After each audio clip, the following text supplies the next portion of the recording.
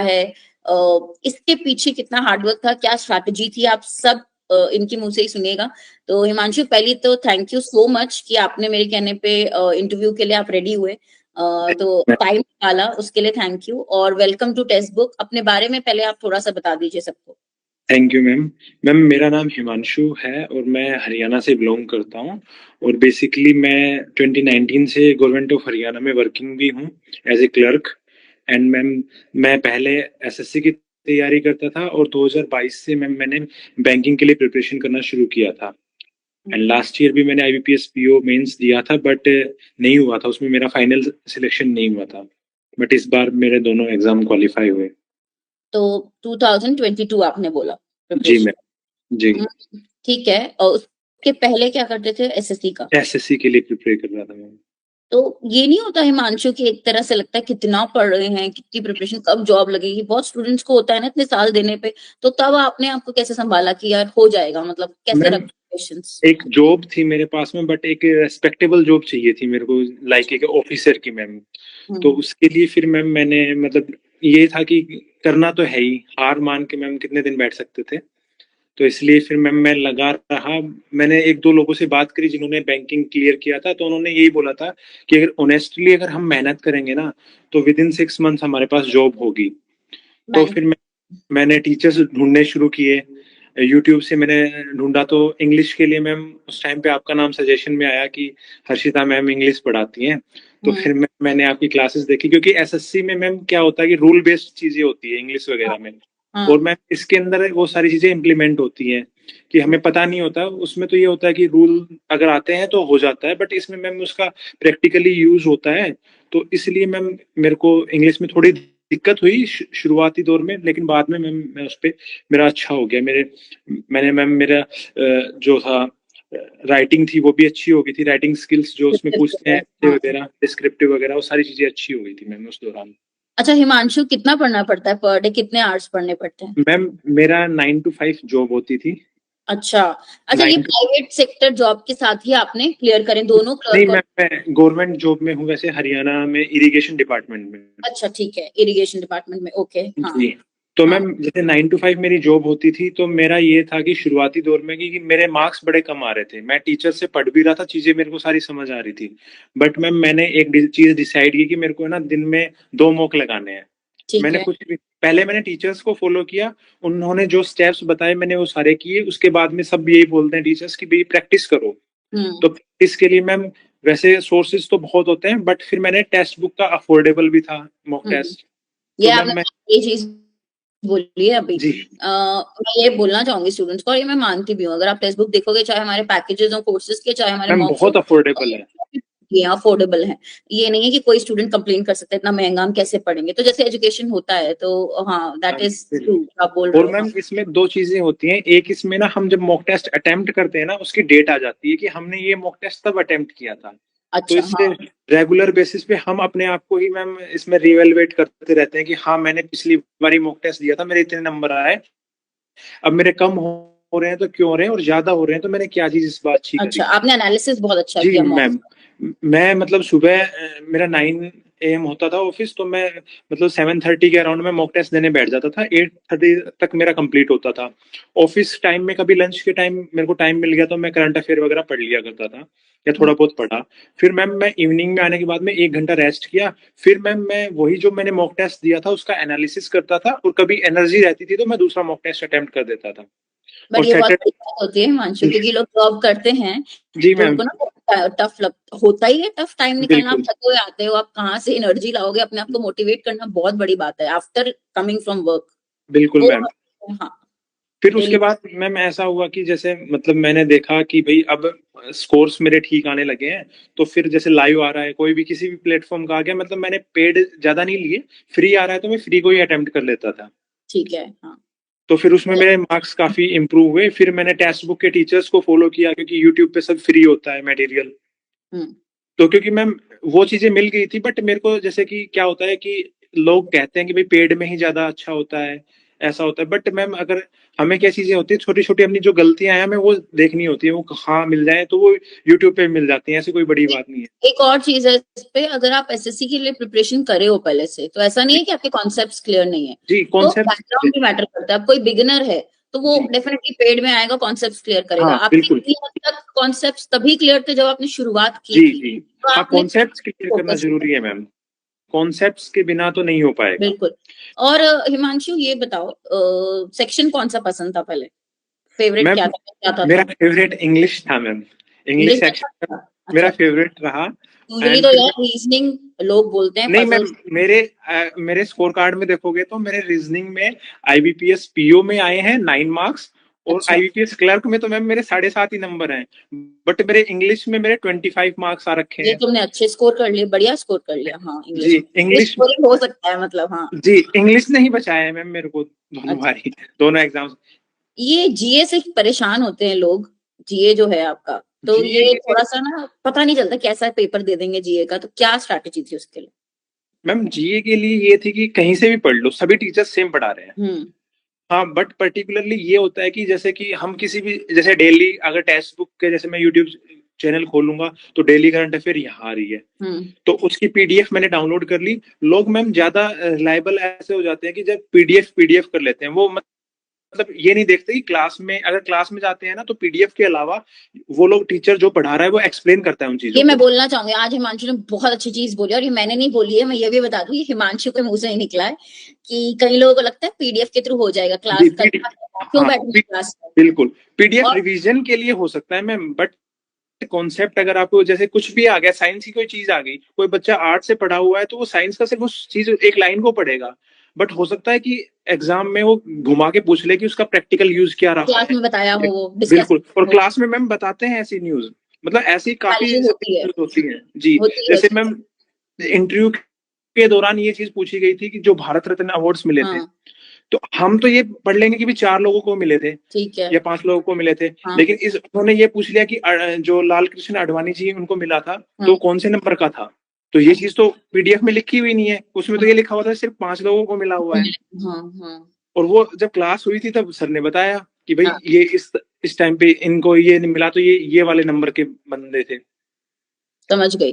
तो उससे भी आपको कहीं ना कहीं जी बहुत हेल्प मिलती है, मतलब टाइम इन्वेस्ट करते हो तो वही, क्लास देख के टाइम इन्वेस्ट करते हो तो कुछ उसका रिजल्ट मिलता भी बिल्कुल। है कि वेस्ट। हाँ, लाइव नहीं देख सकते मैम, 1.5 पे करके देख लो उसको। अगर किसी को लगता है कि ज्यादा टाइम मेरा कंज्यूम हो रहा है तो 1.5 पे करके देख लो बाद तो में मुझे रिकॉर्डिंग। लगता है कि आपने जॉब के साथ इतना टाइम निकाल लिया, बाकियों को तो और देना चाहिए टाइम। अब तो मुझे बिल्कुल ऐसा, मैम। आपकी बात सुनकर ऐसा लग रहा है कि भाई कोई बंदा है जो जॉब भी करके आ रहा है फिर भी इतना रेगुलर है, तो बाकी लोग जो हैं जो सिर्फ प्रिपरेशन कर रहे हैं तो उनको तो जी और मैम। ज्यादा वो टाइम डाल सकते हैं, इतना इन्वेस्ट कर सकते हैं अपना। ये बताओ हिमांशु कि कभी हुआ ऐसा कि मोटिवेशन थोड़ा सा कम हुआ, लगा कि मैम यार। होता है कि मैं बताता हूँ, जब मेंस के एग्जाम्स चल रहे थे उस दौरान पे, जैसे कि मेरा आरआरबी में भी हो गया था, आरआरबी पीओ मेरा हो गया था, बट मैंने क्या हुआ, मैं हरियाणा से हूँ, मैंने राजस्थान से फॉर्म डाला था, और मैंने वो भी ऑनेस्टली मैं बता देता हूँ क्योंकि वहां एक वैकेंसी ज्यादा अच्छा, थी, मैंने सोचा कि चलो वहां से डाल देते ओके, हैं फॉर्म। हाँ, और वो मैम एक वैकेंसी इतनी भारी पड़ी कि हरियाणा की कट ऑफ नीचे रह गई और वहां की ऊपर चली गई, बस पता नहीं बस। लोगों ने क्या किया। तो मेरा वहां नहीं हुआ, फिर उसके बाद में मैम एक फियर फैक्टर काम करा कि भाई ऐसे तो नहीं चलेगा, थोड़ी सी मेहनत की जरूरत होती है मैम उस टाइम पे जाके। तो फिर मैम मैंने 15 दिन की छुट्टी ले ली मेंस के अच्छा, दौरान में कि भाई मेरे को करना है। अब मैं दिन में इतना एग्जॉस्ट हो जाता था, मेंस के दो दो मॉक लगा और दिया वो मैंने लेंदी दिन में। होता है, वो दो बहुत मॉक लंबा बैठ। मेंस के पूरा, हाँ, 3 घंटे बैठ के मैं 2 मॉक लगा रहा हूँ, फिर उसको मैं सोल्व कर रहा हूँ। तो फिर मैम किसी में मार्क्स अच्छे आ गए, किसी में मार्क्स कम आ गए। तो जिस दिन मार्क्स कम आते थे तो उस दिन इतना डिमोटिवेशन होता था कि भाई मेरे से नकारा आदमी तो कोई नहीं है, बताओ नंबर नहीं आ रहे हैं। फिर बट फिर मैंने देखा कि नहीं यार, मतलब फिर खुद को ही, क्योंकि कोई और होता नहीं है, क्योंकि पेरेंट्स भी उस चीज को इतने लेवल तक नहीं समझ पाते कि भाई ये क्या बंदा कर रहा है, क्योंकि किसी को पता है कि वो 10-12 घंटे पढ़ ही पढ़ रहा है। दोस्त मैम सारे दोस्त छूट जाते हैं पहली बात, हम्म, जो दोस्त होते हैं ना, बट आज वो जब उन्होंने देखा ना मेरा स्टेटस व्हाट्सएप पे, तो सारे लोगों ने कॉन्ग्रेचुलेशन ये किया तो है। और सब लोग खुश हैं। हम्म, फैमिली वाले छूट जाते हैं, मतलब होता है कि भाई कोई कजन है या कुछ है, बट सब लोग मैनेज हो जाते हैं आफ्टर सिलेक्शन। हम्म। सिलेक्शन लेना जरूरी है, नहीं, मोटिवेट आपको अल्टीमेट खुद से ही खुद मोटिवेट से ही। रहना बिल्कुल। होगा, वो होता है, एक प्रोसेस होता है। हाँ, खुद को ही ऑब्जर्व करना होगा कि मैं पहले कहाँ चला था। शुरुआती मेरा मॉक टेस्ट में अगर स्कोर मेरा 20 नंबर था, तो आज मेरा 40 पहुंचा है। तो वो देखो, वो 20 नंबर के लिए मैंने जितनी मेहनत करी है, तो बाद में तो कम ही मेहनत करनी पड़ती है। बस रेगुलर रहना पड़ता है मैम। मैंने ये देखा कि बस रेगुलरिटी मेंटेन करेंगे तो हम कोई भी एग्जाम निकाल ये सकते तो हैं। की है, अगर आप परसिस्टेंट रहे और एक दिन जी भी आपने मतलब उसको कैजुअली नहीं लिया, सीरियस रहे अपने गोल की तरफ, तो निकलेगा जरूर। ये बहुत सिलेक्टेड स्टूडेंट्स हैं जिनका मैं इंटरव्यूज भी लेती हूँ ना, ये बात जरूर जी नहीं मैम। करते। परसिस्टेंसी, रेगुलरिटी, ये बहुत इंपॉर्टेंट है। एक रूटीन बन जाता है, वो भी रूटीन ही नहीं बनता तो फिर कैसे होगा। अच्छा, जी इंटरव्यू का जर्नी बताओ हिमांशु, इंटरव्यू से डर लगता है, नहीं लगता था? मैम, इंटरव्यू से मेरे को कभी डर नहीं लगा। मेरे को आरआरबी वाले में डर लगा था, बट मैं अच्छा। आरआरबी में जब इंटरव्यू देने गया ना, तो मैंने एक तो जो, जैसे आपने मेरे को सजेस्ट किया था कि भाई जो अपनी ड्रेस है वो काफी सिलेक्टिव रहना है, तो मैंने ग्रे कलर का सूट डाला था फोटोज और भी व्हाइट भेजते हैं शर्ट मेरे डाली को थी, उस लोग, पर तुमने ब्लू टाई भेजा था लगा। शायद। स्टूडेंट्स क्या करते हैं ना, टेलीग्राम पे फोटो भेज के कि ये चलेगा मैम, ये पहन लें, हाँ वो भी रहता है, ठीक है। हाँ। मैम मैंने वो पहना था, और मैं जैसे ही एंटर किया था ना, जो चेयरमैन था पैनल के, तो मैंने उनको जैसे ही गुड इवनिंग विश किया, क्योंकि मेरा शाम हो गई थी मैम। शायद 5 बजे के आसपास मेरा इंटरव्यू में मतलब मेरा नंबर आया था। तो उन्होंने गुड इवनिंग बोलते ही उन्होंने सिर्फ एक बात बोली थी कि gentleman you are looking very handsome. तो बस वहीं से मेरा शुरू हुआ। फिर उन्होंने मतलब जैसे जैसे देखा, तो फिर मैम इतना फ्रेंडली हो जाते हैं वो लोग। मतलब वो हमारे ऊपर डिपेंड करता है कि हम इंटरव्यू को किस वे में लेके जाना चाहते हैं, क्योंकि वो आपसे कुछ भी ऐसी चीज नहीं पूछते जो आपने ना बताई हो। और फिर उसके बाद में अगर हम गड़बड़ करते हैं, तो फिर मैम उसके लिए तो देखो हम ही रिस्पॉन्सिबल हैं, बाकी ऐसा कुछ भी नहीं होता। वो हमें सिलेक्ट करने के लिए बैठे हैं वहां पे। तो वो मैम आप उनके, ड्राइव कर सकते हो अपना इंटरव्यू बिल्कुल अपने, किस मैं, तरीके के आप आंसर्स देते हो। बिल्कुल मैम। मॉक्स कितने यूजफुल होते हैं हिमांशु, अगर इंटरव्यू के लिए आप प्रैक्टिस करके जाएं, मॉक कितना? इंटरव्यू के लिए मैम काफी काफी मतलब, हम जैसे कई बार ये लगता है कि जैसे मैंने तो आपके 2 इंटरव्यू दिए थे, मेरे को तो अच्छा लगे दोनों इंटरव्यू, क्योंकि मैंने फेस किए हुए थे इंटरव्यू, तो मुझे पता था सेम यही आने वाला है। बट काफी लोग ये सोचते हैं पता नहीं क्या ही आएगा। वो बैंकिंग को इतना डेप्थ में पढ़ हम्म, लेते हैं कि वो सामने वाला पूछता ही नहीं हम्म, बैंकिंग पे। मैम मेरे साथ ऐसा हुआ कि दोनों इंटरव्यूज में उन्होंने, एक आरआरबी में केसीसी पूछा हम्म, था, और आईबीपीएस पीओ में उन्होंने बैंकिंग का मेरे से, बैंकिंग तो मैम उन्होंने पूछी ही नहीं। हम्म। उन्होंने पीपीएफ अकाउंट पूछा था और पैन नंबर, बोला पैन नंबर कितने डिजिट का होता है। अच्छा। और ये चीज अगर आप मान लो इंटरव्यू लेते हो, तो समझते हैं सब लोग कि पता नहीं मैम तो पता नहीं क्या पूछ रही हैं, ये तो पूछेंगे या नहीं पूछेंगे। बट मैम ऐसा कुछ भी नहीं है। वो हाँ, कॉमर्स बैकग्राउंड से थोड़ा बहुत पूछते हैं, मैंने जितना नोटिस किया। बाकी साइंस वालों से या आर्ट्स वालों से मैम इतना कुछ नहीं होता। हाँ, टीचर पे विश्वास रखो। वो जिस तरीके से आपको गाइड करता है, अगर किसी को हमने मेंटोर माना ही है ना, तो मैम उस अभी पर चीजें ट्रस्ट छोड़ करो, देनी चाहिए। ट्रस्ट करो। उस पर छोड़ देनी चाहिए चीजें। और एक और चीज है, मेरे को याद नहीं है हिमांशु, क्योंकि मैंने तुम्हें मॉक इंटरव्यू में फीडबैक दिया था, वो मैम तो तुम्हें याद फीडबैक होगा। मेरे को आई यही मिला था कि उस टाइम पे मैम आपने मुझसे ये नहीं पूछा था आप करते क्या हो। तो फिर हाँ। लास्ट में आपने पूछा कि अच्छा अपने बारे में। इंटरव्यू तो खत्म हो गया था, फिर आपने बोला कि आप अपने बारे में और बताओ, कुछ बताना है। तो मैम बोला मैम मैं जॉब करता हूँ। तो बोला अच्छा ये चीज मिस हो गई। तो बोला जॉब से क्वेश्चन आएगा। और मैम वही रहा। मेरे क्वेश्चंस जो भी उठे कि मैं क्या, मेरी वर्क प्रोफाइल है, मैं उसी कितने में घंटे, हाँ, ट्रू। उस एरिया में ही क्वेश्चंस पूछे थे उन्होंने। हाँ, होता है ये। आपने जो मेरे को पॉइंट बताया था, बस उसी पॉइंट पे मेरा आगे खत्म हो गया था इंटरव्यू। फिर उन्होंने बोला, वो इम्प्रेस थे, तो उन्होंने बोला, सब हंस रहे थे, बोला ठीक है आप जा सकते हो। और हिमांशु तुम्हारी पर्सनालिटी अच्छी है, मतलब लगता है कि वो दिखता है, डेडिकेशन है। और ये इंसान जब ठान लेगा गोल तो करेगा, डेडिकेशन वो दिखता है, पर्सनालिटी समझ आती है। और जब ये प्रोसेस होता है ना प्रिपरेशन का, उसमें भी मोल्ड होती है पर्सनालिटी। जैसे आपने बिल्कुल कहा रूटीन फॉलो करता था, तो अलग ही दिखता है इंसान में, वो डिसिप्लिन आ ही जाता है, वो भी एक बिल्कुल चीज होती है। बिल्कुल हाँ। मैम। अच्छा, ये बताओ हिमांशु, आप क्या मैसेज दोगे हमारे स्टूडेंट्स को, मेरे स्टूडेंट्स को?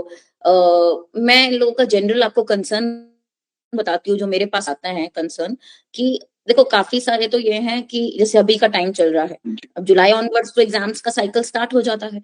तो अभी 3 मंथ्स ऐसे हैं जहाँ नोटिफिकेशन अभी सामने नहीं है, पता है जुलाई में है। तो अभी 3 मंथ्स क्या करे, और खुद को कैसे मोटिवेटेड रखे कि हाँ वो आएगा टाइम। अभी से ही थोड़ा सा ना इनका डिमोटिवेशन कम हो जाता है कि अभी क्या करना है, डिप्रेस हो रहे हैं। ये भी मेरे एक टेलीग्राम पे मैसेजेस आए हैं कि हम डिप्रेस हो रहे हैं मैम, हम क्या करें। मैम तो ये जो, प्रेशर होता है फैमिली का, सबका। आप तो देखो जॉब करते थे, ठीक है, बट वैसे आप क्या दोगे एडवाइस कि कैसे खुद को, पर आपने आपने भी एसएससी की तैयारी स्टार्ट की थी, तो आपका भी काफी लंबे साल बिल्कुल हो गए हैं। हाँ। तो क्या बिल्कुल एडवाइस दोगे इनको?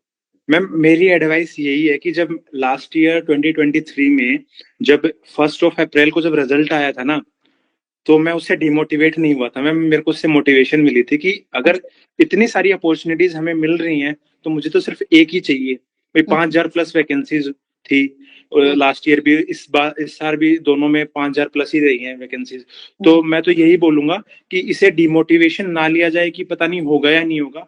बट मैम एक चीज थी कि मैंने 1 अप्रैल को शुरू किया था और जब तक मेरा लास्ट एग्जाम नहीं हुआ, लास्ट इंटरव्यू मेरा मैम इंटरव्यू था 27 फरवरी को।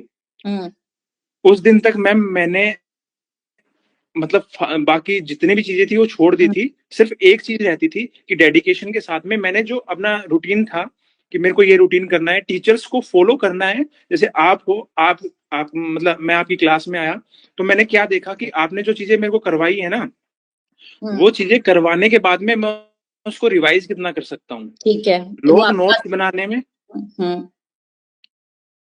हाँ बताओ। लोग नोट्स बनाने में इतने बिजी हो जाते हैं कि मैम वो पेजेस भरते रहते हैं, बट मैम वो लास्ट टाइम पे उसको रिवाइज ही नहीं कर पाते।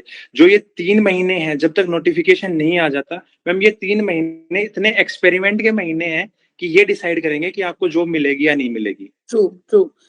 और इन ये बात अच्छी लगी हिमांशु जो आप बोलते हो ना, मैंने आपकी बातों से जो समझा है, आपको ये बात बहुत अच्छे से समझ में आ गई है कि मैं अगर लाइव बैठा हूँ तो मैं उसका मैक्सिमम आउटपुट निकालूंगा। बिल्कुल मैम। क्लास देख रहा हूँ, मेरे को ये नहीं कि अभी टाइम पास करके देख ली फिर मैं रिवाइज कर लूंगा, नहीं। मैं अगर लाइव देख रहा हूँ कोई वीडियो या क्लास तो मैं मैक्सिमम उसमें से लर्निंग लेकर ही जाऊंगा। वो मैंने आपकी बात बिल्कुल जो आपका स्ट्रैटेजी था वो बहुत अच्छी स्ट्रैटेजी है आपकी। हाँ बिल्कुल मैम। और मैम इन 3 महीनों में मैंने सिर्फ ये किया था, मैंने एक्सपेरिमेंट्स करे थे।